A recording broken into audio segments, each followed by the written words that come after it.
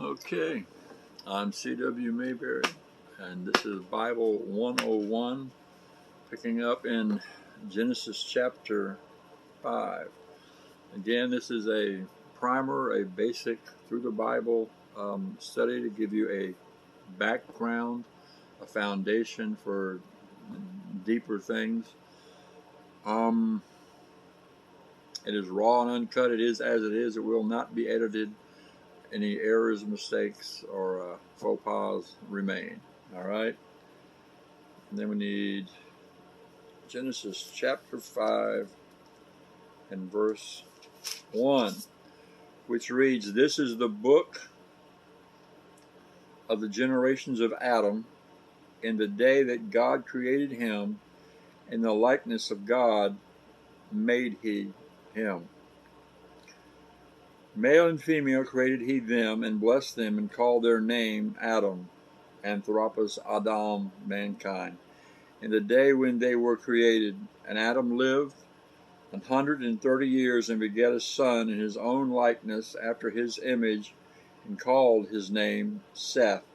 So this is the son that is born as a replacement for Abel, whom Cain slew. That gives you a time factor of 130 years, in which all the events up to the slaying of Abel took place, and then slightly thereafter.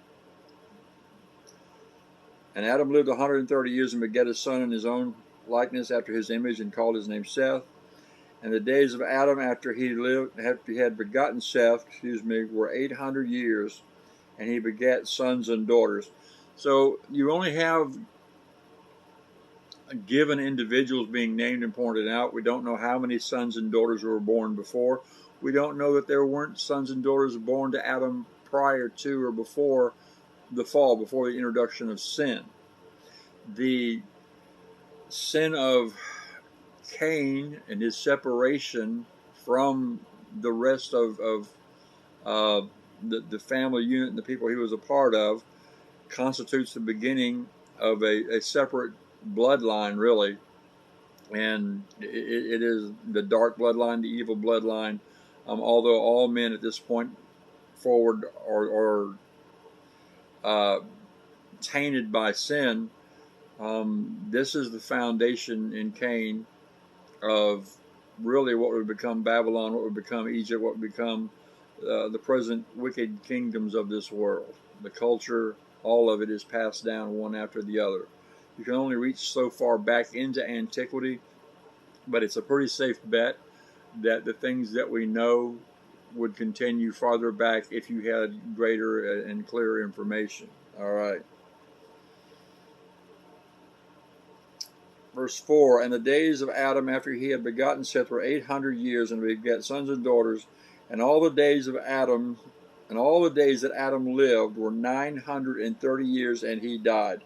And that seems kind of incredible in today's world. We don't see anybody living really past 80, 90, 100 years old. We're amazed at that.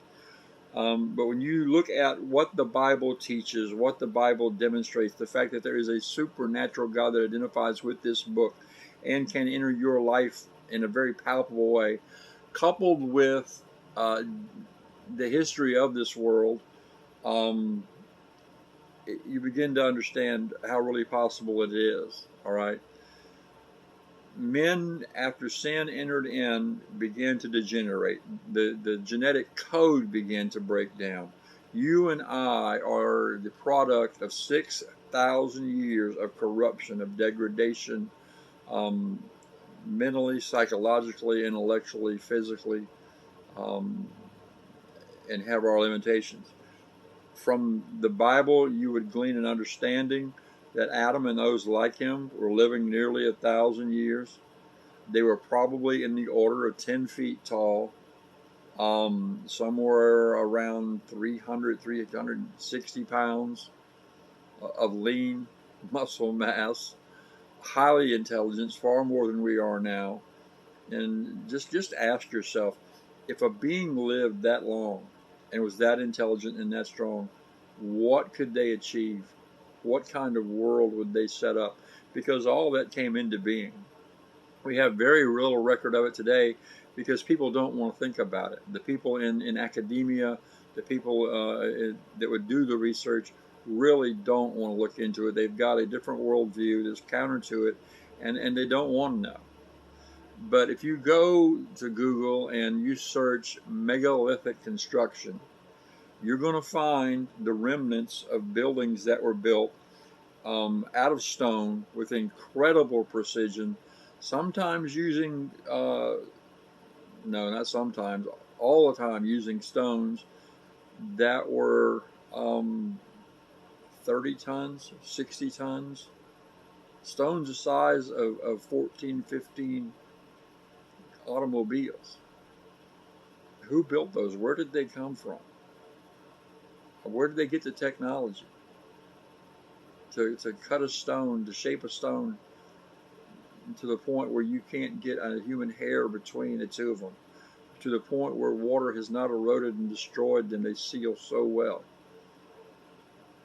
I would suggest to you that from Adam and Cain, civilization stretched out across this earth and went from what we would now call continent to continent, though there probably weren't separate continents. So it was probably a single continent is what the book suggests.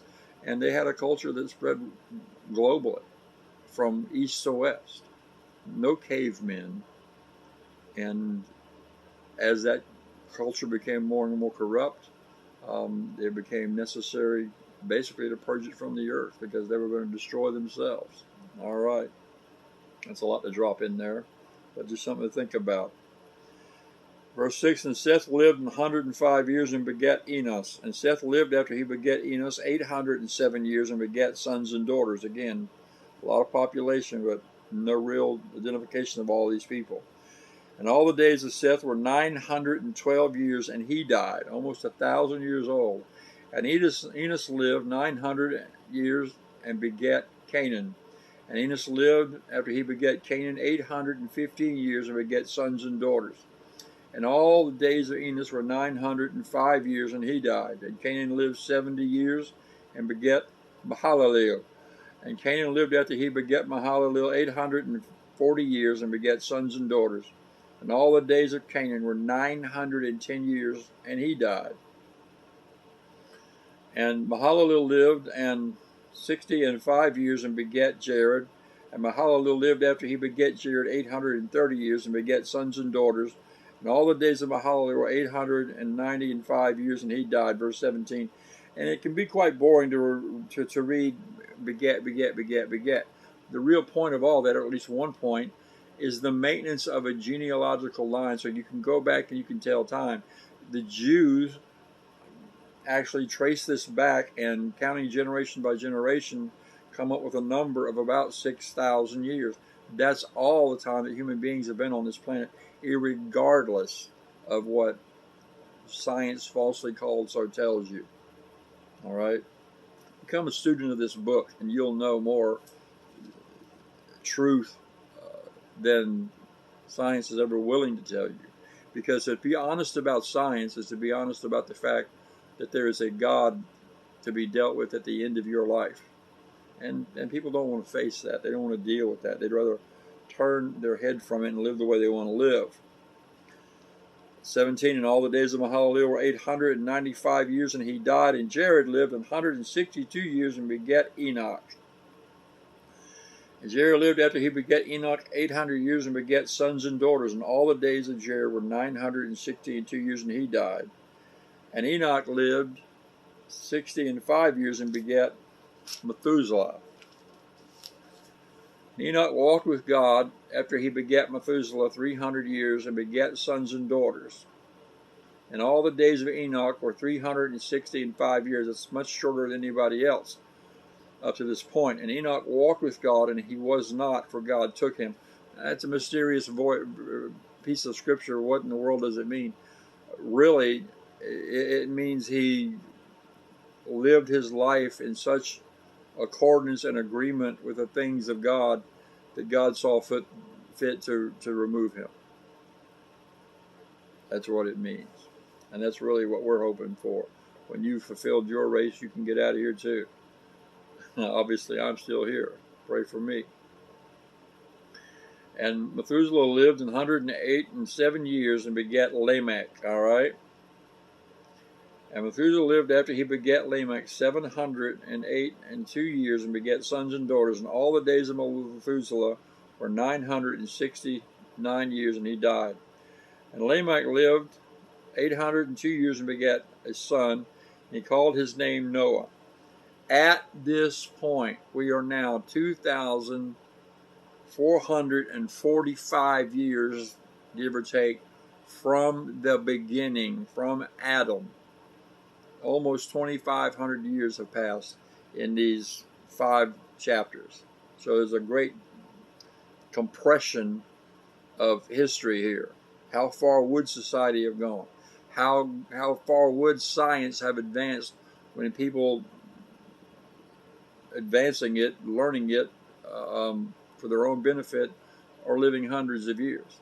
If you were a musician, you know, how good would you be at that occupation after 100 years, 200 years, 300 years? These people were highly advanced. These people achieve things that we still don't really understand the nature of today. As far as construction, the things they were able to do, it's because they were quite different beings than we are. All right. Where did I leave off? 28. And Lamech lived 180 and 2 years and begat a son, called his name Noah, saying, This same shall comfort us concerning our work and toil for our hands, because of the ground which the Lord hath cursed. Think about that.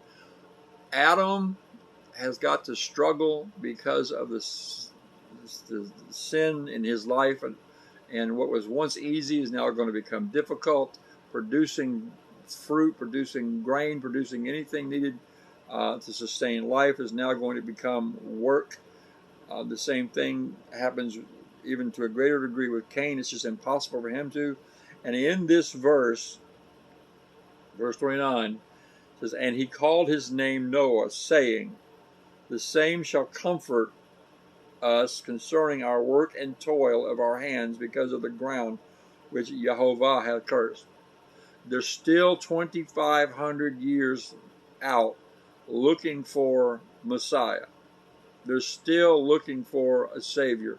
They're still looking for one to come to deliver them from a state that they are living in.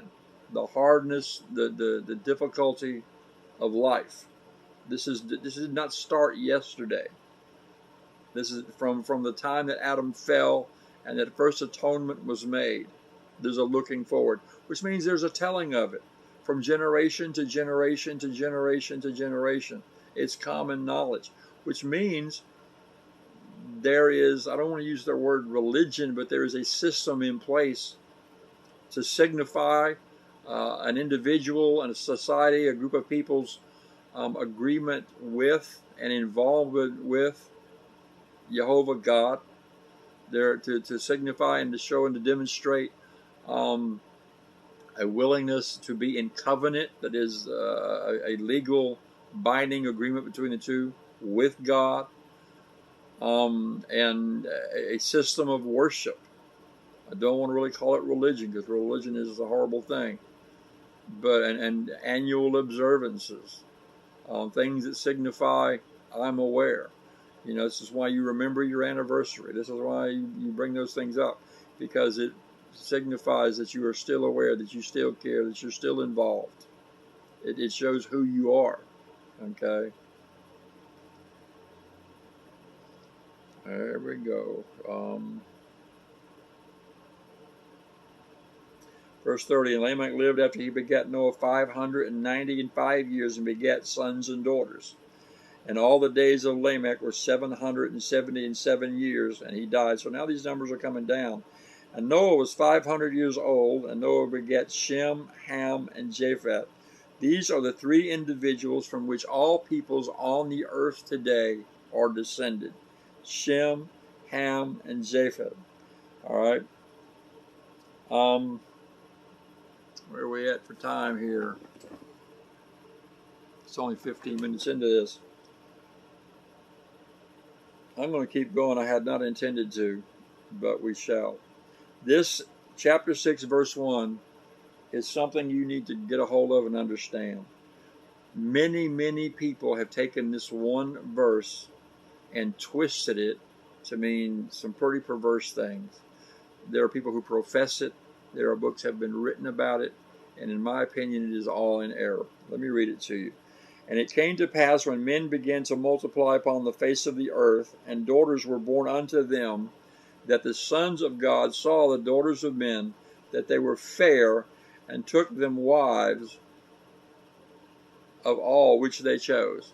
And what is commonly taught by these people is that these sons of God are angelic beings that took wives of human beings, and these children of that offspring became basically the dominant figures on the landscape of humanity. Okay, number one, if that is true, why didn't Lucifer try to seduce Eve as opposed to just trying to talk her into being involved with fruit, and the eating thereof?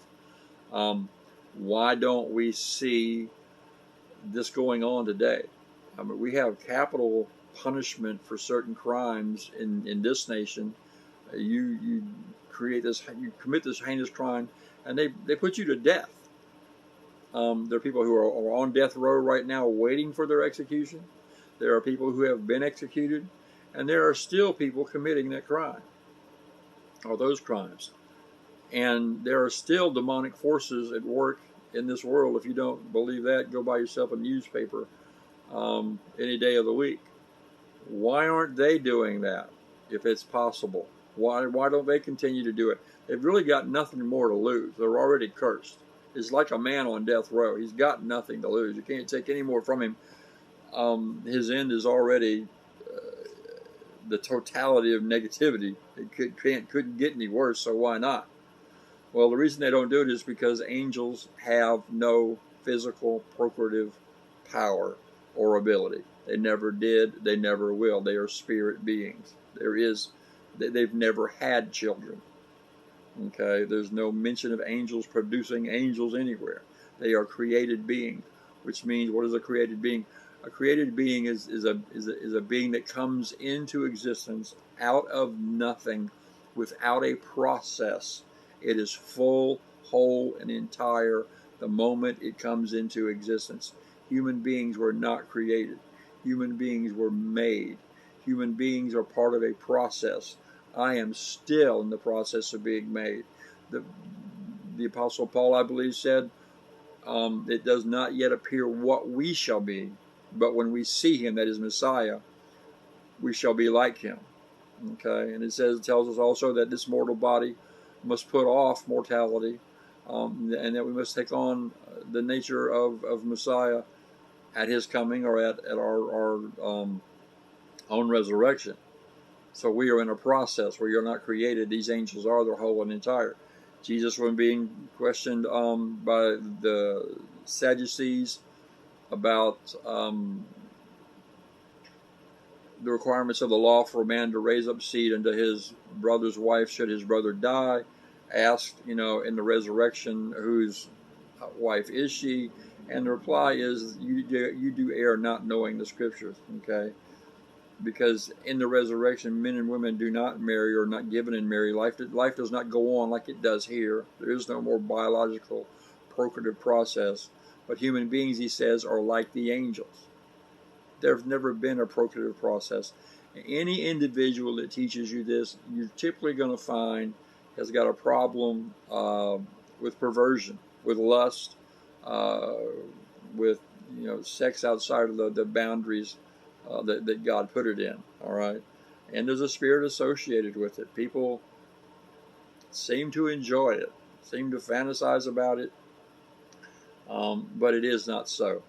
So, and look again at the word. It says the sons of God, and they will tell you that, well, that means angels. Well, in the first chapter of the Gospel of John, it says that Yeshua gave as many as believed on him power, I believe that is both ability and authority, to become what? The sons of God. And in the genealogy listed from Yeshua back to Adam, it lists Adam as being the son of God.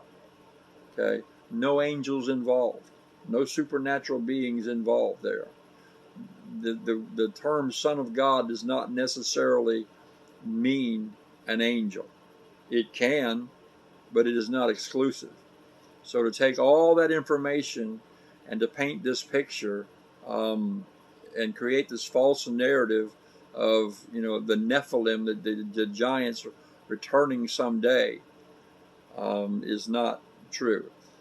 So who are the sons of God? I'm personally of the opinion that they are children born to Adam and Eve before the fall, before sin, people who had not had their DNA corrupted by sin. They began to intermarry with those who had, and in doing so, they corrupted themselves in their own bloodline. And being that, at least in my opinion, the reproduction rate of humanity after the fall was increased, they eventually expired. They were eventually outbred. And there's some suggestion that in some parts of the world they were hunted down and killed for whatever reason. And there's an entire area. You can get into that, but it's not going to get you into heaven, and it won't keep you out of hell. But angels do not produce offspring with human beings. These are the sons of Adam, born before the fall, which were highly more intelligent, a great deal stronger, a great deal larger. Okay, and when they interbred, they produced individuals that stood out. When you talk about that today, obviously physically there was a difference to some degree. The counting of the years of the lives of these people will indicate that the corruption was slow, and at this point the interbreeding of the two would not be difficult. They were still quite similar. All right. I mean, today a man 10 feet tall marrying a woman who's 4'11", it could be an issue as far as childbirth goes. Almost two separate species. But in that day, it would not have been, not for some time. And as far as being great men, which we're going to read this in just a minute, men of renown, I mean, friend, look at the musical geniuses today. Look at the scientific geniuses today. Look at the Albert Einsteins, the Isaac Newtons, people of profound mental ability compared to the average person. Those are giants. That's where the seed went. That's where the remnant of it is. Okay, is in the intellect and the ability to lead, the MacArthurs, the Pattons, things of that nature. And we will continue on. Verse 2, just to recap, the sons of God saw the daughters of men that they were fair, and they took them wives, all which they chose. And the Lord said, my spirit shall not always strive with man, for that he is also flesh. And really, I didn't see it before. I believe that's referring back to the sons of God here. You know, they decided to interbreed, and God agreed with that. They are still pure. They are still undefiled, and yet they defile themselves with the interbreeding with this diseased race. Okay? Yet his days shall be 120 years. That's what God's guaranteeing. Up to this point, people are still living multiple 100-year periods.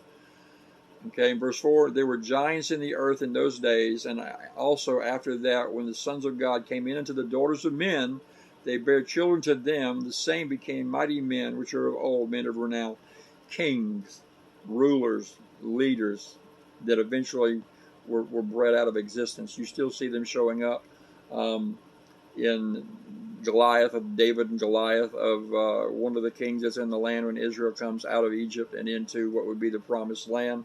There's still a remnant of these people at that point. All right. And God saw, verse 5, the wickedness of man was great in the earth, and that every imagination of the thoughts of his heart was only evil continually, which is where we are now, really. And it repented the Lord that he made man on the earth, and it grieved him in his heart.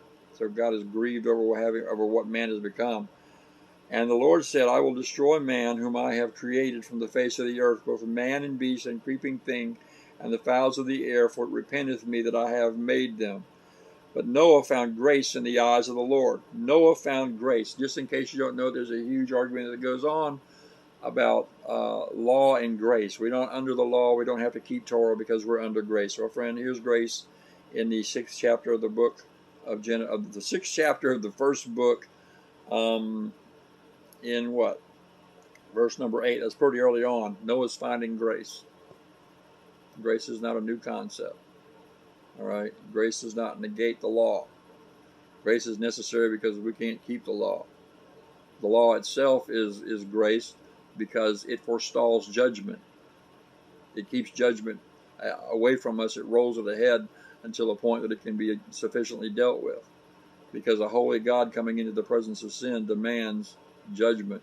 And judgment for us would be total annihilation. But he's put something in place to forestall that for those who will take advantage of it. You have to take advantage of it. That is grace. Grace is already at work here. Grace was at work the day that those animals were slain to provide skins to cover Adam and Eve. Grace was at work there. So grace is not a new concept. All right.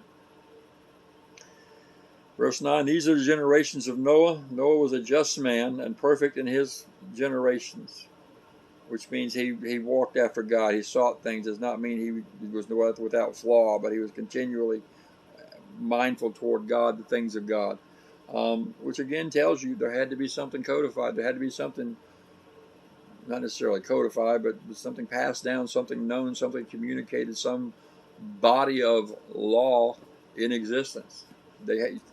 You can't communicate what is not known. All right. And Noah begat 3 sons, Shem, Ham, and Japheth, which we talked about earlier. The earth was also corrupt before God, and the earth was filled with violence. So there are no cavemen. There are people who have lived in caves, but the whole idea of a period of time where everybody was living in a cave is completely erroneous. Mankind spread out east to west, north to south. If you look at archaeology, there is a band that starts in what we call the Middle East and reaches east and west, and that's where you find the greatest majority of ancient ruins, megalithic being the oldest, and then those coming after it. And then as you go north and south, those ruins become less and less. That tells you started off with the population somewhere in the center, and it spread out going east and west. It doesn't take much to figure that out. All right. Verse 12, and God looked upon the earth, and behold, it was corrupt, for all flesh had corrupted his way upon the earth. That's going to be the sons of God born to Adam prior to sin, and those born after. And God said unto Noah, the end of all flesh is come before me, for the earth is filled with violence through them, and behold, I will destroy them from the earth. There comes a point where society, nationally, globally, has become so wicked and so debased that God is going to move and wipe it out. We've seen this more than one time, and we're living on the edge of it now. Be prepared, my friend, because the days that we are living in are going to get very, very hairy. You better know God.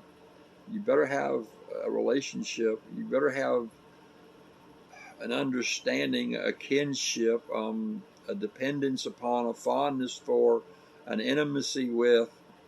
How else can I say it? You've got to know him above everything else. You've got to be honest with him above everyone else, and to include yourself. All right. And God said unto Noah, the end of all flesh is come before me, for the earth is filled with violence through them. And behold, I will destroy them with the earth. Make thee an ark of gopher wood. Room shalt thou make in the ark, and shalt pitch it within and without. And this is the fashion from which thou shalt make it. The length of the ark shall be 300 cubits, the breadth of it 50 cubits, and the height of it 30 cubits. I'm not going to go into all that, but basically it's the size of a super tanker. Okay?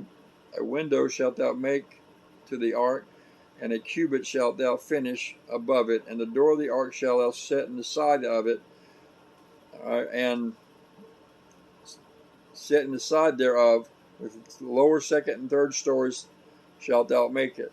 And behold, and people talk all the time about how impossible this would have been. You couldn't keep all these animals in there. Go search out Kinham and the replica they built. I believe that's in Kansas, and look into their materials. You're going to find out it's very doable. It's completely doable. All right, and they prove it quite soundly. Verse 16, a window shalt thou make in the ark, and the cubits shall finish it. Okay, verse 17, and behold, even I do bring a flood of waters upon the earth. Hadn't rained until this point. Remember back in the days of Adam, it said a mist rose up. And behold, even I do bring a flood of waters upon the earth to destroy all flesh, wherein is the breath of life from under heaven. Why in the world would God reserve rain and then use rain in order to destroy these people? He brings in something people have never seen. Noah is no doubt proclaiming that these things are going to happen, and people are probably like water from the sky. We've never seen that. We don't believe you. Not only are you telling us something incredible, you're telling it's going to happen to us by incredible means. Well, the point of all that is to instill in the mind of people that God is God. I mean, He can make it rain unicorns tomorrow if He so desires, as silly as that sounds. Amen and amen. Verse 17, and behold, even I do bring a flood of waters upon the earth to destroy all flesh, wherein is the breath of life from under the heaven. And everything that is in the earth shall die. But with thee I will establish my what? Covenant, agreement. It obligates him and you. Noah, you got a job to do. You got to go out here and build this boat. That's part of the covenant that shows that you believe it. Okay, it's just like the words of Yeshua, hear and obey, Shema. Hear and obey. If you hear and don't obey, you don't believe. And Noah enters into a covenant with God that involves building his boat. All right? Behold, even I do bring a flood of waters upon the earth to destroy all flesh, wherein is the breath of life, and from under the heavens, and everything that is in the earth shall die. But with thee I will establish my covenant. God is a covenant God. You don't just believe on Jesus or Yeshua and waltz on in any old way you want to. There's a program. And thou shalt come into the ark, thou and thy sons and thy wife and thy sons and thy wife with thee. The Torah is an ark. You live within the parameters of it, and it will save your soul. Jesus is the Torah on feet. He's the living Torah. All right. And every living thing of all flesh, and of every living thing of all flesh, two of every sort shalt thou bring into the ark to keep them alive with thee. So these are breeding pairs. They shall be male and female, of fowls after their kind, and of the cattle after their kind, of every creeping thing of the earth after his kind. Two of every sort shall come into thee to keep them alive. These are wild beasts, unclean. And take thou unto thee of all food that is eaten in grain, and thou shalt go gather it to thee, and it shall be for food for thee and for them. Thus did Noah according to all that God commanded him, so did he. These commands constitute a Torah. The Torah is the covenant. Keeping of the covenant preserves life. It's that simple. We're going to stop there and pick up at chapter 7 next time. And I understand if you've never read this stuff, if you're completely alien to it, it seems rather fantastic. But as you begin to involve yourself with the God of this book, the supernatural is going to begin to occur in your life if you have any inclination toward holiness, righteousness, purity, what is decent at all. It will begin to happen. I say it. God will begin to manifest Himself in your life, in your mind, in your body, in your house, in your car, and it won't seem so strange then. You become accustomed to the operation of the supernatural, and then you get to the point where you don't want to live without it. Not feeling God for a day or two really causes you a great deal of concern. Great and mighty God, in the name of Yeshua HaMashiach, the soon and coming King, I pray for everyone that has heard what has been said here today, and everyone that will across time and geography. Move in the hearts and the minds of people to prepare them for the day that is coming, that they should be worthy to enter into the kingdom at your return to this world, that they should know truth for themselves, that they should have the presence of mind to ingest this word themselves, to ingrain it into their very being, not just take it as something someone else has said and that they have heard, but to take ownership of it. In the name of Yeshua Mashiach,